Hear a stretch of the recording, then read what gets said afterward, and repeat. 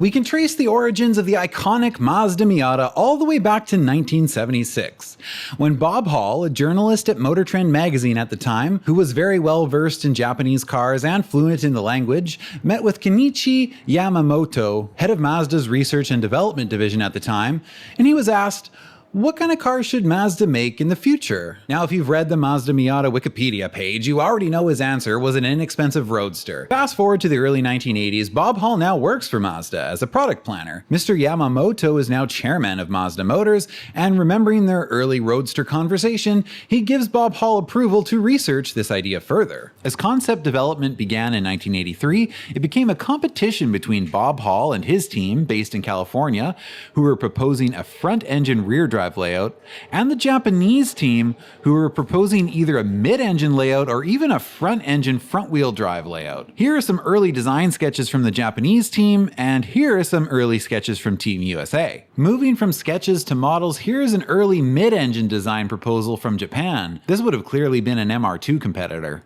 And here's Japan's proposal for a front-wheel drive Miata. This one reminds me of a Buick Rieta. But in 1984, Team USA won with this design, codenamed Duo 101. This is the 1985 Mazda V705, the first drivable prototype, and it was driven around the roads of Santa Barbara, receiving quite a bit of positive reaction from the public, which was filmed and sent back to Mazda executives in Japan. The prototype was made from a fiberglass body and then just kind of a mixed bag of Mazda parts, whatever they had, I guess. It used a 1.4-liter engine from the Mazda Familia, and the undercarriage was from a GLC wagon. And that looks like an RX-7 gauge cluster. Final approval for this project was given on January 18, 1986, and the project was now operating under codename P729. The Mazda MX-5 Miata was officially introduced to the world in February 1989 at the Chicago Auto Show. It arrived at dealers in July at a base price of $13,500.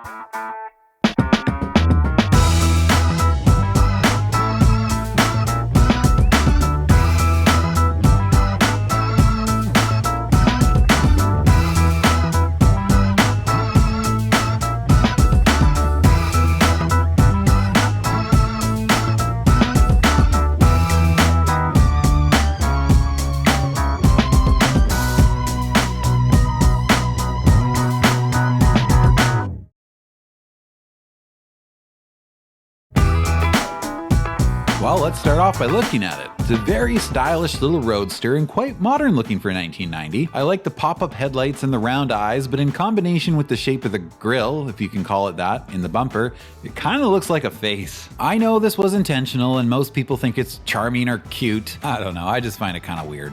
Maybe it's just me. I still think this one looks really good, and that wouldn't stop me from buying one.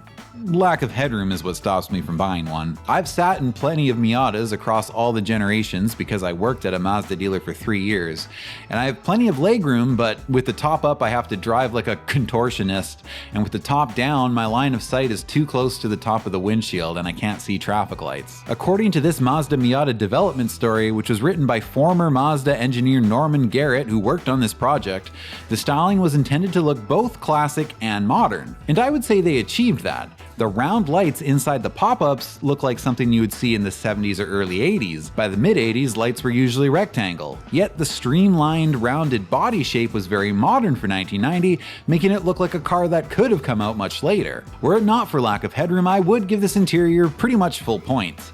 The seats are comfortable once you're in them, and the dash has a simple, clean, and effective layout.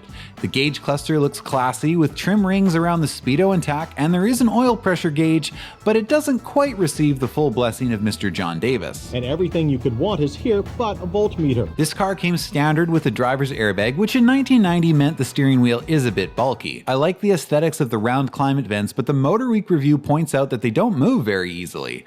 I can't really comment on that since all the Miatas I've driven were dealership customer cars, so I wasn't messing around with their climate vents. Storage in the car isn't exactly plentiful. It's a 2-seater Roadster, what do you expect? But for what it is, it's not bad. All Miatas are soft top hardtop cars, and the soft top was modeled after the one in the Fiat 124 Spider. There is a hardtop though that could be purchased as a dealer accessory. Under the hood is a high-revving 16-valve dual overhead cam 1.6-liter engine, making use of stainless exhaust, a lightweight flywheel, an aluminum sump with cooling fins, and an all-aluminum head. Even the aesthetics of this engine was not overlooked by the Miata team. It was inspired by the Alfa Romeo 4-cylinders of the 50s and 60s. The end result is an engine that puts out 116 horsepower and 100 pound-feet of torque. I know those numbers don't sound like much today, but the car only weighed a little over 2,100 pounds. Fine, it's probably not the fastest car on your street, and sure, a Mustang will beat you in a straight line, and a Dodge Ram will beat you to the nearest ditch. But the Miata is set up to be agile, to be a driver's car. I'm not saying these first gens couldn't use a little bit more power, but horsepower alone does not make the car. And anyway, as it is, most people are only driving the Miata to 50% of its potential, at least according to the engineers that designed the car. The Miata uses 4-wheel double wishbone suspension, and with the battery in the trunk and a driver in the seat, it has a near perfect 50-50 weight balance. This is a car that wants you to drive it on the back roads, not the drag strip. That's what it was built for. The engine is paired with a 5-speed manual, and brakes are 4-wheel disc. Hey, you can't bring that thing here. Why not? Because this is a meet for fast cars. A meet where we park and have pissing contests over who spent the most money on parts. How much money have you even spent on that thing? Well, not much. It's pretty reliable, actually. Ha! That's what I thought.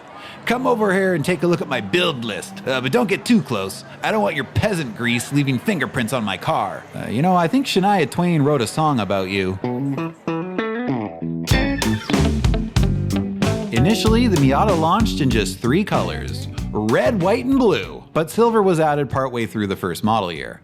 The Miata comes in just 1 trim, and standard features include a remote fuel door release, 2 dashboard-mounted courtesy lights, a passenger-side vanity mirror, a locking glove box, and a driver's airbag. In its most basic form, it's a relatively simple, basic car with manual windows and locks, manual steering, and steel wheels. There are 2 option packages and a few standalone options. Package A includes power steering, a leather-wrapped steering wheel, these alloy wheels, and a cassette radio. Package B adds all of the Package A contents, plus cruise control, power windows, and speakers in the headrests. Standalone options include a viscous limited slip diff, a removable hardtop, air conditioning, and a CD player. Dealer accessories include an alarm system, a deck lid luggage rack, and a front air dam package with a rear spoiler and side skirts. In 1991, an automatic transmission and anti-lock brakes are added as options.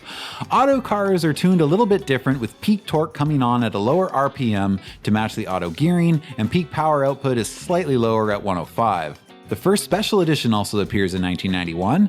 They are painted in British racing green, paying tribute to the British Roadsters that inspired the Miata, with tan leather interior. They also have a tan boot, but the top is still black. After 1991 though, you can actually get this tan leather interior with a tan colored top as option package C. They have a wooden e-brake handle and wooden shift knob on manual models. There's also a number plaque in the center console to let you know which number out of the just 4,000 they produced is yours. In 1992, they added a 1-year-only sunburst yellow color. It's a pretty rare color since they only painted 1,500 of them this way.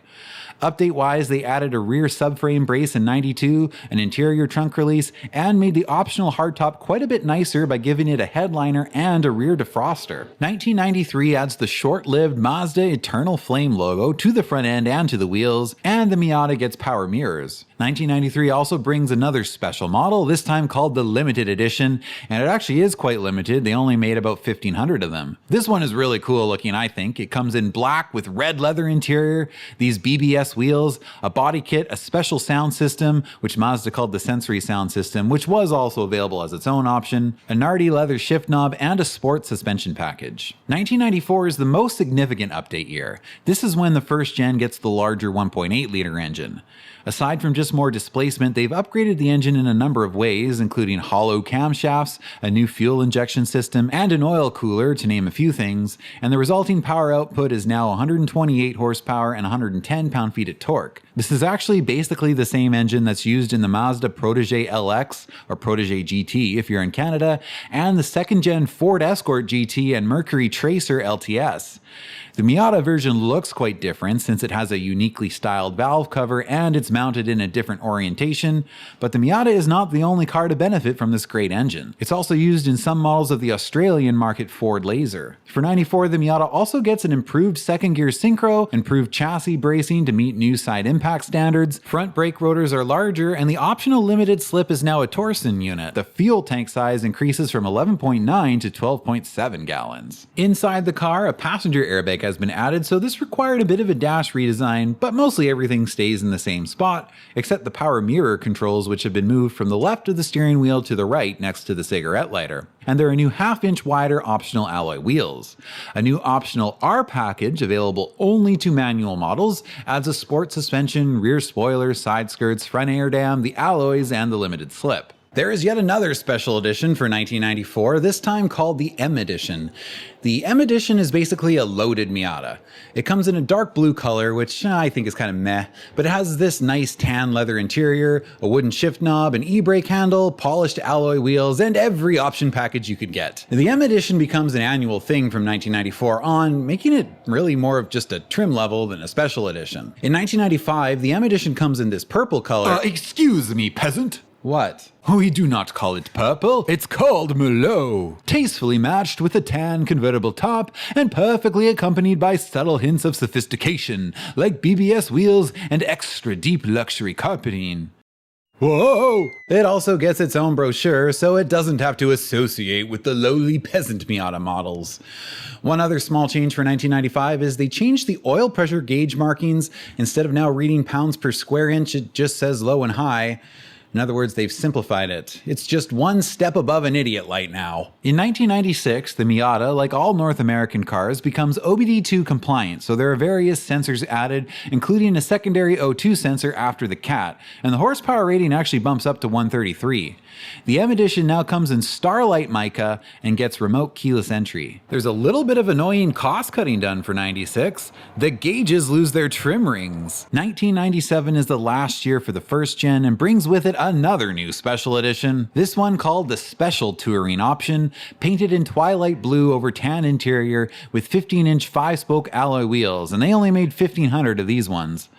The STO, however, does not come with the limited slip, cruise control, or premium stereo, all stuff you would get in an M Edition, so although it was called the Special Touring option and marketed in the US with the slogan Still the One, it has also earned itself the nickname Stuff Taken Off. The M Edition for 97 is painted in Marina Green, because it looks like seaweed, and has polished 6-spoke 15-inch wheels, the tan leather, the wood handles, and all that usual stuff. The tack gets a little M Edition insignia, but there are still no trim rings. What a great car and great success the original Miata was. It really shook up the sports car market and quickly became the model that Mazda is best known for. Inspired by the look and feel of those classic Roadsters from Europe, put together in a way that will actually make it to your destination. If you can fit in it, the Miata is a driver's car, made for enthusiasts by enthusiasts. But almost every manufacturer can hit a home run once in a while, but consistency? Now that's where it gets tricky.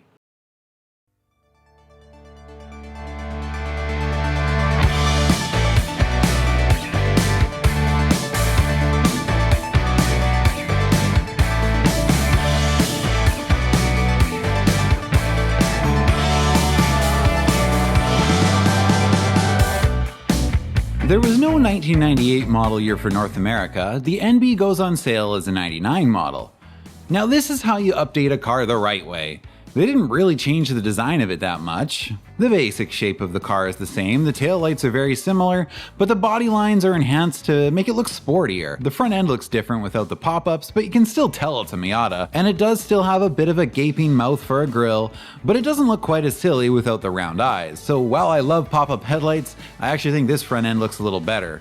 And I would say that for pretty much all visual aspects of this car. The updated taillights and rear end feels a little sportier, and the interior, while it shares a very similar layout, is again updated with better dash lines, a nicer steering wheel, better seats, I won't say better gauges since they're missing the trim rings now, and the double-din CD cassette combo has been moved above the climate controls for more convenient access. The cigarette lighter is now in a better place, but other than that, most of the controls remain where they were. No sense in reinventing the wheel if a wheel is already round. There is now a shut-off switch for the passenger airbag, and the soft top gets a glass rear window with a defroster as standard.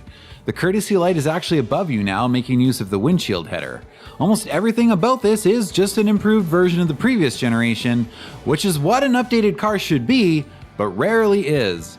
Even the trunk has more room now since the spare tire and battery are below the trunk floor. The updated 1.8-liter engine now makes 140 horsepower and 119 pound-feet of torque. Fed to the rear wheels through a lighter 5-speed manual transmission for those real sports car fans, or a Poser's 4-speed automatic. Wait, what did you say, John? Or a Poser's 4-speed automatic. There's again just one trim, but a few different option packages. The Touring package adds power steering, 14-inch alloy wheels, styled steelies or standard, power mirrors, power windows, and this 3-spoke leather-wrapped steering wheel. The popular equipment package adds to that the Torsen limited slip, power door locks, cruise control, and an upgraded audio system with door-mounted tweeters and a power antenna. Then there's the leather package that adds to that tan leather upholstery with a matching top, 15-inch alloy wheels, and a Bose audio system. Finally, there's a sports package available only with a manual, and it includes the limited slip, a front strut tower brace, sport tune suspension, 15-inch alloys, a front air dam, rear spoiler, and the leather-wrapped steering wheel. There are also 2 appearance packages, I'm just going to throw them on screen, and a number of standalone options. Included in that list is fog lights, air conditioning, the auto transmission, and ABS is still a standalone option as well. There is also a 10th anniversary edition for $19.99. It comes in sapphire blue with a really nice 2-toned black-blue interior. It comes with fog lights, the front air dam, 15-inch polished aluminum wheels, the sport tune suspension, the limited slip, and a 6-speed manual transmission. This actually gives it slightly quicker acceleration than the standard 5-speed Miata, slightly better fuel economy too. Yeah, well, it would have been even quicker if it had a dual clutch system. The blue seats is actually Alcantara, and they did give this model trim rings around the 2 main gauges. See how much better that looks? There's also carbon fiber patterned trim around the center stack. That's kind of silly, but I like this blue shift boot. US models came with AC. Canadian 10th anniversary models did not get AC or fog lights, but in contrast to the US, they did get a rear spoiler. They only made 7,500 of these, and each one is numbered on the driver's fender, and that number is for the entire world, not just the US market. Y2K brings us another special edition model. Oh boy, there's going to be a lot of these special edition models, isn't there? Anyway, this one comes in purple with beige leather. Excuse me, peasant. That's not purple, it's mahogany. Purple with beige leather interior, a wooden steering wheel, wooden shift knob, and wood trim around the center stack. It also gets the 6-speed and bright face gauges with trim rings. They only built 3,000 of these ones.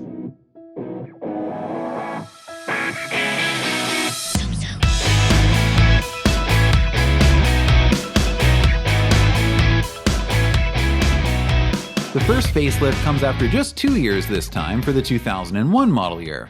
We've got a little bit of an updated front end with new headlight assemblies featuring projector lenses and a larger Mazda logo. On the back, the turn signal lenses are now clear. I don't like that as much. On the inside, a large conceited Mazda logo rudely kicks the Nardi logo below it on the leather-wrapped wheel, which is now standard. And the bright face gauges with trim rings from last year's special edition are now standard as well. The standard audio player is now a singled-in CD unit, and there's a redesigned center console. For engine updates, variable valve timing is added on the intake side, and this results in a slight power increase to 142 and 125 pound-feet of torque. Unfortunately for Mazda in the US, they accidentally published the Japanese and Australian power figures in their early 2001 print material, which were considerably higher, 155 horsepower, and Car and Driver then published these numbers as well, although accurately noting that the car felt like it was missing about 12 or 13 of them. This led to Mazda having to buy back some early 2001 models from rather unhappy owners, and owners who decided to keep the car were given free servicing for the warranty period. The Miata now comes in 2 trim levels, base and LS. LS adds the limited slip, assuming it's not the Poser transmission, 16-inch alloy wheels, tan leather, power door locks and keyless entry, cruise control, and door-mounted tweeter speakers. Power windows, mirrors, and air conditioning is now standard. ABS is now an LS exclusive option, and the 6-speed manual transmission with a Nardi shift knob can be optioned on the LS as well. The sport suspension package remains an option on both models. Of course, there's yet another special edition. This time it's another another British racing green one. It's got the polished 16-inch wheels, the wood grain, the 6-speed. This is getting a little repetitive, Mazda.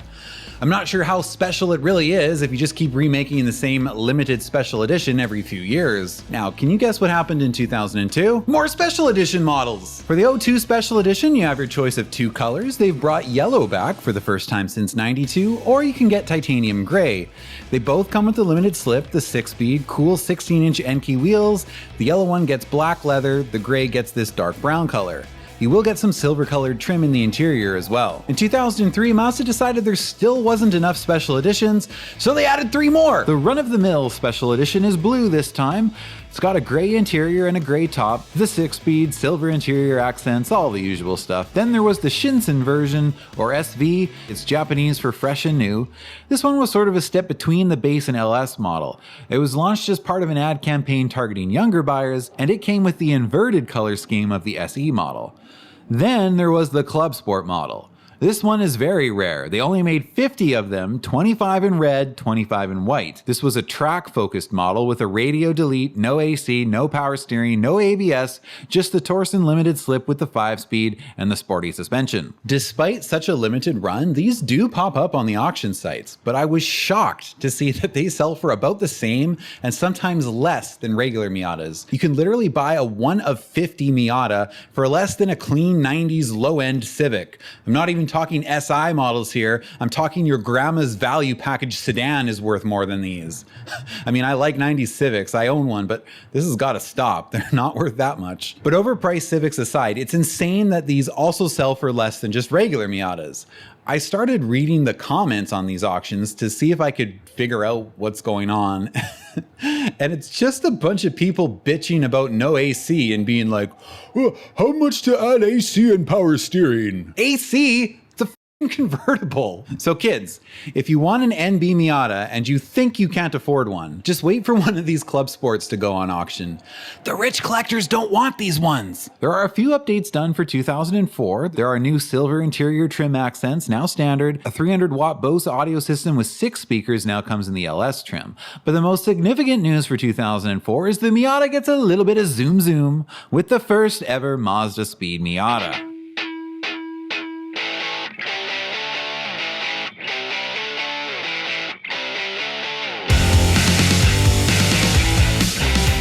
The Mazda Speed model gets a number of upgrades to the suspension, wider tires on 17s, the 6-speed transmission, a torque-sensing limited slip, and a factory turbocharged engine rated at 178 horsepower and 166 pound-feet of torque. Now, contrary to popular belief, this extra power comes primarily from the forced induction, not the red valve cover. The turbo engine is actually based off the pre-refresh Miata engine variant, the BP4W, not the updated Z3 variant regular Miatas used starting in '01. Exterior colors are limited to red, gray, and in 2004 this orange color, as if. They all have the front air dam, fog lights, a spoiler, tinted headlights, Mazda Speed badging, and on the inside, black interior with red stitching, leather optional, and ABS is standard. They sold these for the 2004 and 2005 model years, but they are actually lower production than they were originally intended to be due to a fire at the production facility cutting the 2005 run short. The US received 5,428 2004 models and just 1,428 models for 2005. Canada got 295 of them for 2004 and just 78 for 2005.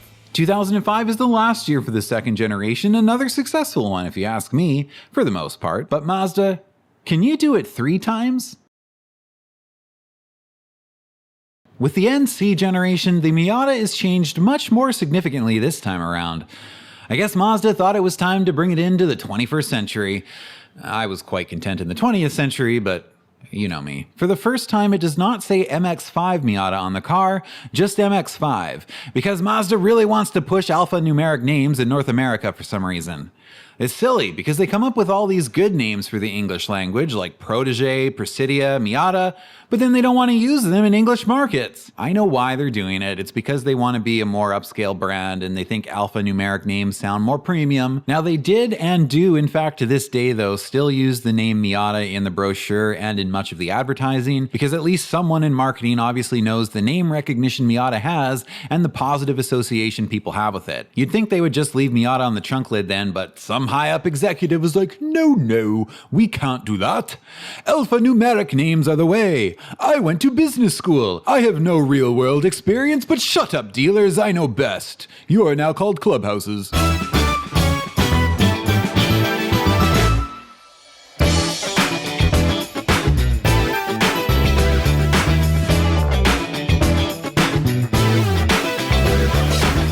This time around, the platform has been completely revamped. It's slightly bigger, 2 inches longer, and just over 1.5 inches wider. Despite this increase, weight only increases by about 27 pounds over the previous generation, give or take, depending on the models you're comparing, but that's actually pretty impressive when you consider all the extra equipment that was either expected or mandated that Mazda had to add. For example, all Miatas now have side impact airbags and ABS is now standard. Front suspension is still double wishbone, but there's a new multi-link setup on the back. There's a new 2-liter powertrain, but before we get to that, we gotta take a look at the new styling. And well, I have to say, aesthetically, this is my least favorite Miata. The back has new Euro-style taillights. The front though is just, I don't know what this is supposed to be. Well, I know what it's supposed to be. It's supposed to be a damn face. I don't know. I don't really like this era of car styling in general though, so maybe that's part of it. Let me know what you guys think of this new front end, but it's not for me. The interior is actually still pretty good. It's still got the same basic gauges, but they are more defined now, all of them outlined in 3D. I do really like the contrast of the backlighting and the illuminated gauge needles for this generation. I don't like this big bulky center console, but perhaps this platform requires that.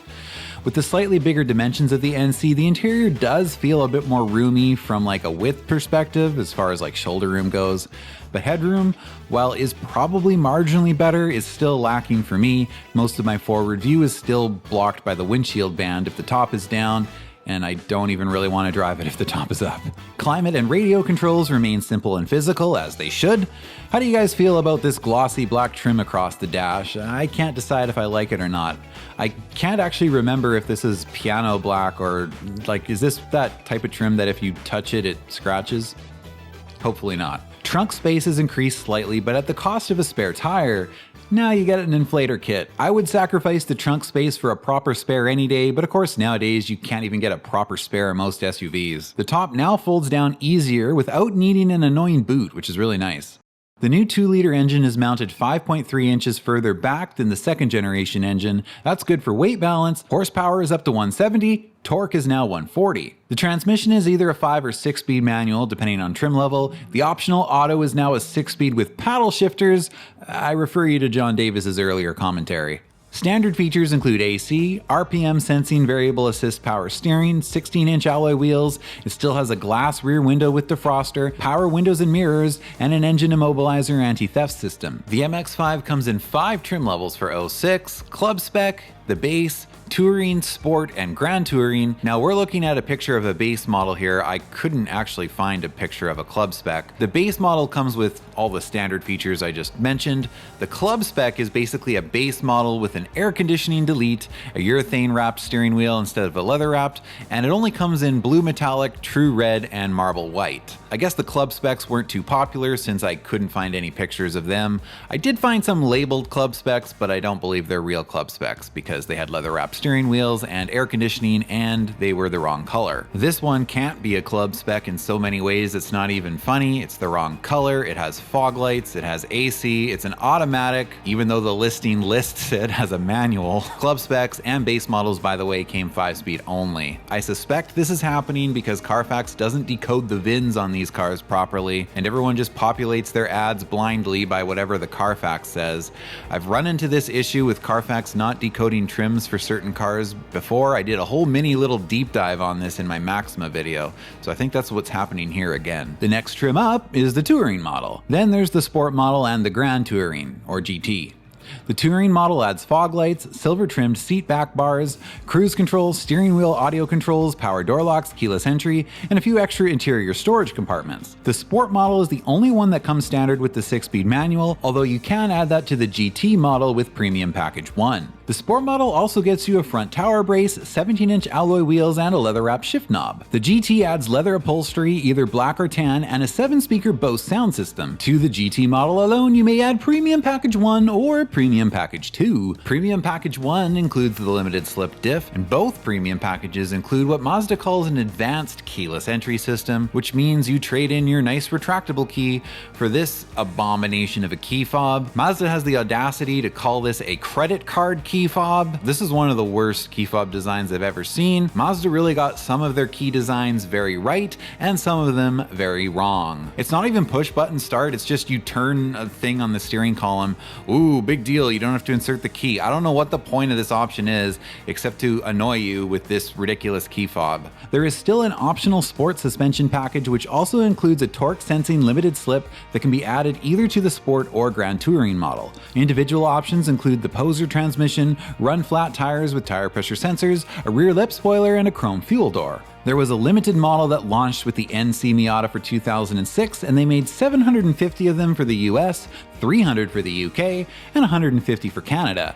It came in Velocity Red with a bunch of chrome accents, including the windshield band, special 17-inch wheels, and stainless steel scuff plates. These are 6-speed cars, and they get a production number plaque in the center console to make you feel special. The front dash trim is silver on these instead of glossy black. 2007 introduced the first power retractable hardtop model. It was known as the Mazda MX-5 PRHT. Wow, that really flows off the tongue. It adds about 100 extra pounds of weight, but when you consider what it is, that's actually not bad. The horsepower number drops to 166 for 07, but that's just due to the new SAE testing standards, not an actual power drop. The lightweight non-AC trim has been renamed to SV, and there's no unnamed base model above that now. It now jumps straight from the SV to the Sport model. Based on the SV, there's also a special MSR package just for 07 that stands for Motorsport Racing, and that adds to the lightweight SV model the limited slip, front strut tower brace, additional underbody chassis bracing, 17-inch alloys, a spoiler, and different racing front and rear sway bars, as well as higher spring rates for lower ride height. You'd better believe there's another special edition for 2008, and don't miss out, because if you do, you might have to wait a whole model year for the next one.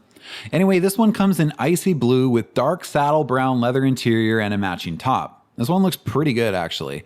There's even some light blue stitching on the steering wheel. The dash accent is silver. You also get special wheels and extra chrome accents both inside and out.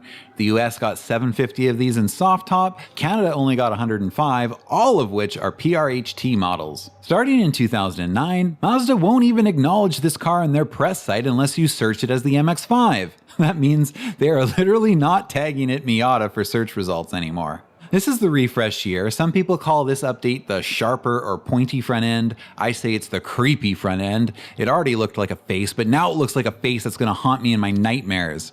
Car and Driver said it has a jackal-like smile. On the back, the taillights now have more red in them. The glossy black dash strip has changed to silver, like it was on the special editions previously. You might be noticing a bit of a pattern by now, where minor unique cosmetic features of special edition cars become the way they all are the next year or so. Real special. There is a different font for the gauges, and the trip and odometer display has been inverted. Keyless entry and power door locks is now standard. Advanced keyless entry is thankfully still optional on the Grand Touring, and horsepower goes up by 1. In 2010, Bluetooth calling and audio becomes an available option to the GT. The next US special edition is in 2011. They built 750 of them this time in gray or black, all PRHT models, and fully loaded with all the options you can get. This includes Bluetooth, HID headlights, satellite radio, and the advanced keyless system. It also has the Sport suspension package, which remember includes the LSD. Starting for the 2012 model year, the advanced keyless entry system, which is still a premium package GT option, now gets a much better key fob. This is probably Mazda's best ever key fob. I wish they were still using it today. The exterior door handles are updated with this chrome strip. The LED third brake light is now white when not illuminated, just like it was on the last special edition. There's another little bit of a cosmetic cosmetic update for 2013. There's a new front bumper with new fog light bezels and a revised honeycomb grille, which is toned down a little by this glossy black strip across the top of it. I actually think this looks a lot better and a lot less creepy. Fog lights are now included on sport models, and there's new 17-inch wheels for the GT. Trims are a little different. Touring is dropped. The trims are now Sport, Club, and Grand Touring, or GT. Sport now comes in soft top only, the other two come either way. The Club model is now positioned as the sports trim, even though as we know there is another trim literally called Sport, but never mind that, that's the base model now. The Club model is now the one that comes standard with the Sport suspension package and limited slip, and that is not offered on the Sport model anymore. It is still available as an option package to the GT. Club and GT models come standard with the 6-speed manual, the Sport is a 5-speed. The Club model also gets some unique, sporty cosmetic features like 17-inch gunmetal finished wheels, these side graphics, a front air dam, rear diffusers, black side view mirrors, black cloth seats with red stitching, this Ace of Club's fender emblem for some reason, and inside you get a body colored strip across the dash that says MX-5 because that's its name. Mazda doesn't want to call it the Miata anymore. 2015 is the last year for the third generation, and with it comes the 25th anniversary edition. Now this is basically just a trim package. It's painted in Soul Red, Mazda's famous red color that is normally associated with the ND Miata, or a Soccer Mom CX-5. Inside, the seats are almond, which is the luxury way to say off-white, but they are sure to stain blue if you ever wear jeans. The gauge trim rings are chrome finished, and with that red dash accent, oh, this really is a nice looking model. Now, Mazda claims the engine internals for this model are hand selected and tested to ensure they are the lightest and best balanced parts they had on the shelf. I say on the shelf because they do not claim to have produced parts specifically for this model, so that either implies there will be no noticeable difference or the parts quality varies significantly on their regular models. So how did Mazda do with the NC? Well, pretty good. Maybe I don't like it as much as the first two generations, but those two set a pretty high bar, and Mazda showed with this generation that they still hadn't forgotten what made the original Miatas so great. But Mazda, can you do it a fourth time? So what about the ND? As of the time of this video, 2026, it is still the current generation. It's been around for a while. In fact, at this point, it's officially the longest running Miata generation. We're going to get into all the details, of course, but I'll just tell you right now, it's actually pretty good. And that's coming from me. You know my distaste for modern cars by now, and I even worked at a dealer when this generation was on sale, and I still think they're pretty good. And you've heard how I talk about modern Hondas based on my dealership experience. Now, I know you can't really compare this to the new Prelude because, you know, it's a two-seater, it's a convertible, it really is a different car targeting a different market. But I just want to throw it out there that a 2026 MX-5 base is like $14,000 cheaper than a Prelude.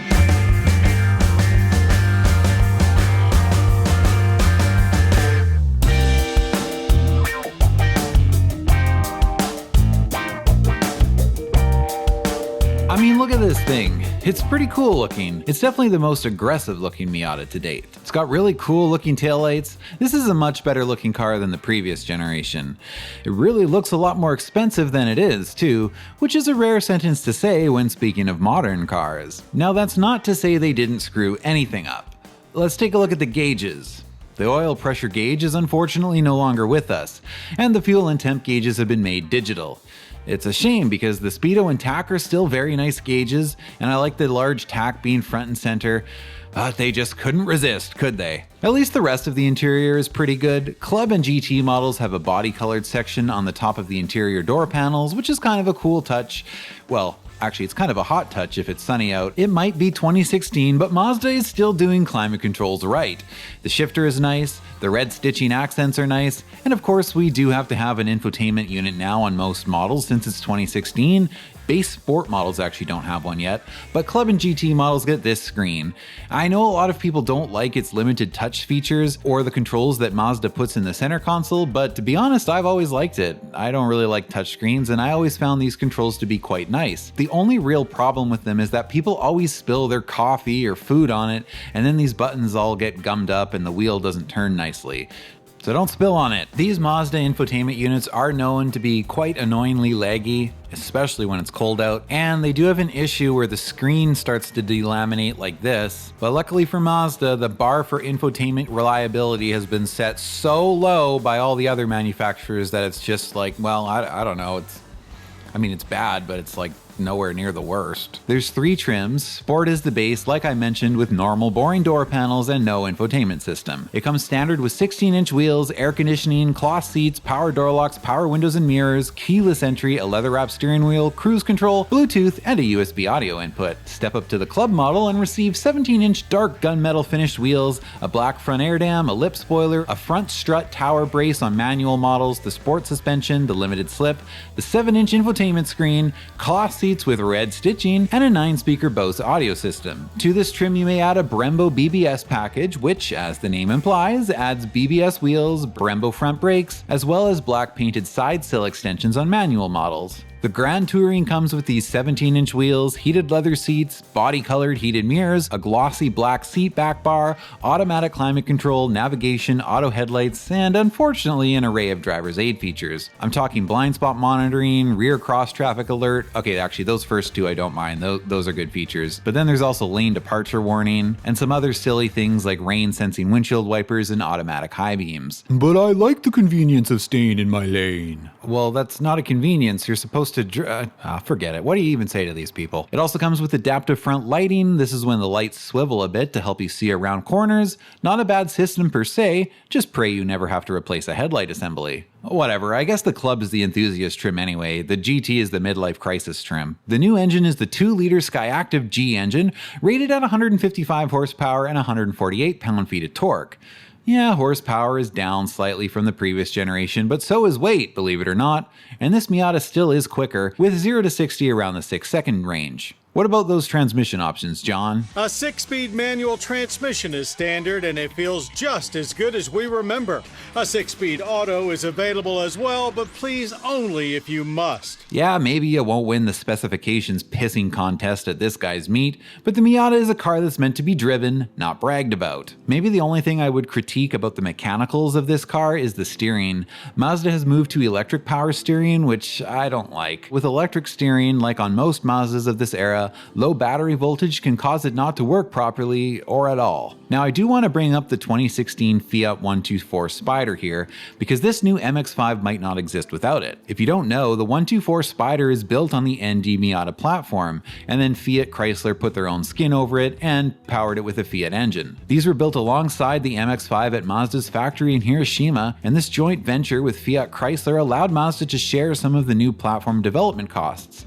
Otherwise, thanks to the rising cost of developing cars in the 21st century, a result of ever-increasing government-mandated safety and emissions requirements, the ND Miata might not exist. It just might not have been feasible for Mazda from a development cost perspective. For the 2017 model year, the power retractable hardtop model comes back, this time known as the MX-5 RF.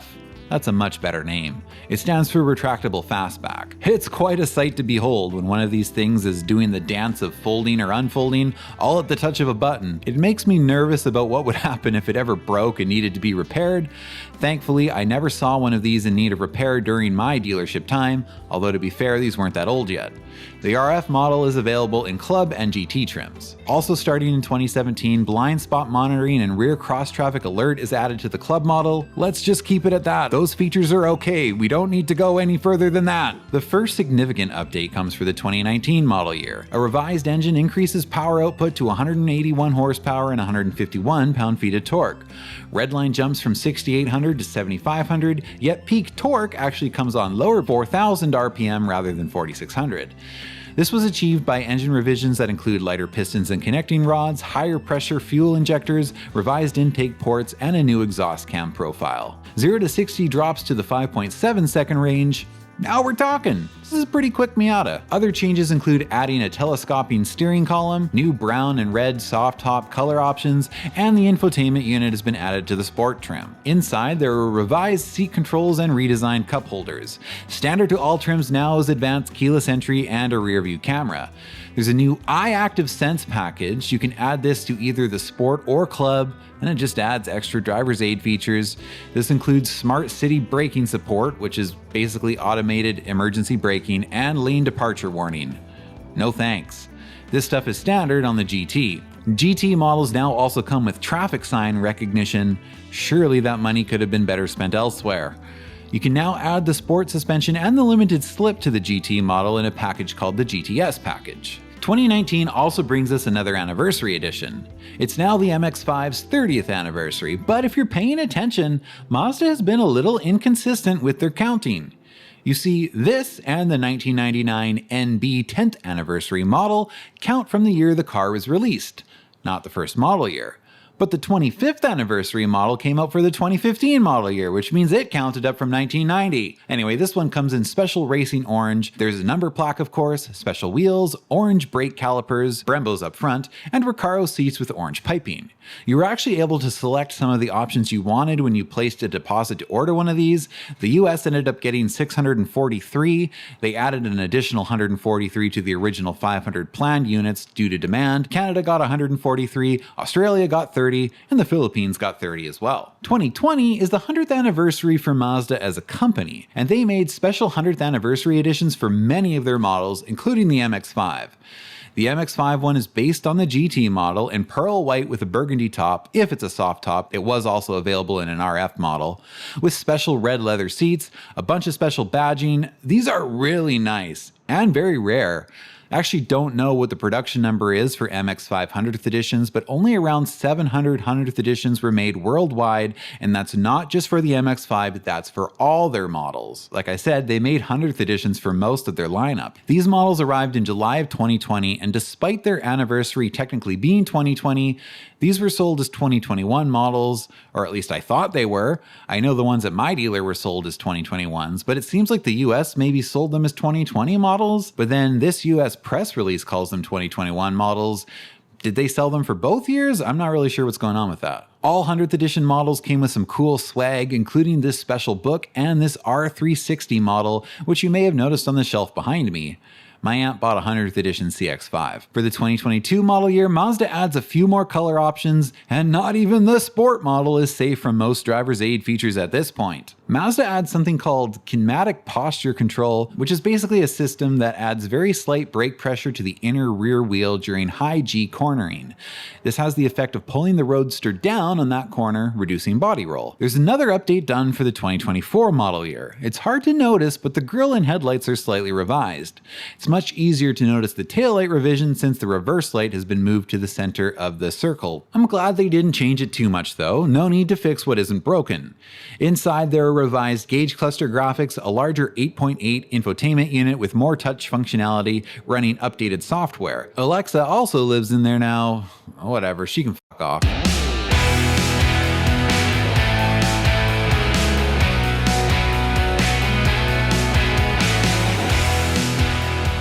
There's a new asymmetric limited slip diff and a track driving mode added to the club model, which basically raises the threshold for the dynamic stability control to intervene. 2025 is the 35th anniversary year, so here's another anniversary edition. This one comes with special Napa leather interior, special 17-inch wheels, badging, and it's another purple one. Excuse me, peasant. Yeah, artisan red metallic, I know. But look at this, there's even a little bit of the color in the climate vents. Very nice. As of 2026, the ND Miata continues to be offered, and it's still pretty good, despite a little bit too much tech and a few too many driver's aid features for my preference, but that stuff is expected by the masses now. And midlife crisis buyers are an important market for the MX-5, but Mazda has done a pretty good job of adding that stuff without destroying the driving experience, and this is still a primarily 6-speed manual car. Now, I'd be lying if I said I wasn't a little bit nervous about what the next generation will bring, whenever that happens.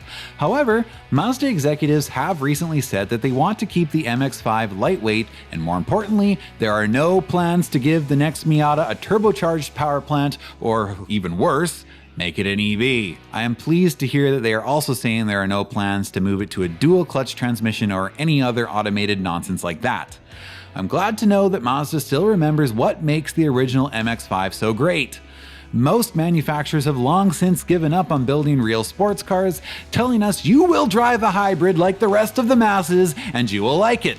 If you want engine noise or gear changes, we'll just simulate it. But not Mazda, and that's why the MX-5 Miata was, is, and probably will be the best roadster you can buy.